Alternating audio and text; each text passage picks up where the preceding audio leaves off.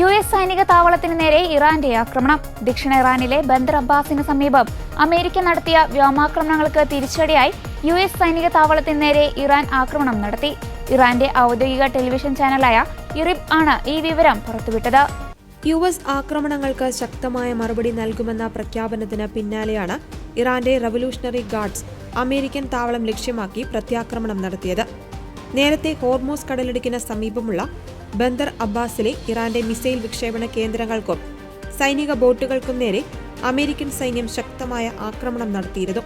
തങ്ങളുടെ സൈന്യത്തിനു നേരെ ഇറാൻ ഉയർത്തുന്ന ഭീഷണികൾ തടയുന്നതിനായുള്ള സ്വയം പ്രതിരോധ നടപടിയുടെ ഭാഗമായാണ് ഈ ആക്രമണമെന്നാണ് US സെൻട്രൽ കമാൻഡ് വ്യക്തമാക്കിയത്. മേഖലയിൽ ഇരു രാജ്യങ്ങളും തമ്മിൽ താൽക്കാലിക വെടിനിർത്തൽ ചർച്ചകൾ പുരോഗമിക്കുന്നതിനിടയിലാണ് നിലവിലെ സംഘർഷം. അമേരിക്കയുടെ വ്യോമാക്രമണത്തിന് തൊട്ടു പിന്നാലെ ഇറാൻ പ്രത്യാക്രമണം നടത്തിയതോടെ പശ്ചിമേഷ്യയിൽ വീണ്ടും യുദ്ധഭീതിയും കടുത്ത ആശങ്കയും ഉടലെടുത്തിട്ടുണ്ട്.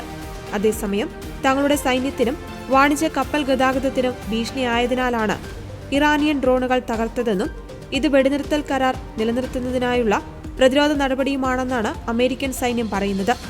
അമേരിക്കയുടെ ഭാഗത്തുനിന്ന് ഇനിയുണ്ടാകുന്ന ഏതൊരു നീക്കത്തിനും ഇതിലും ശക്തമായ തിരിച്ചടി ഉണ്ടാകുമെന്ന് IRGC മുന്നറിയിപ്പ് നൽകിയിട്ടുണ്ട്.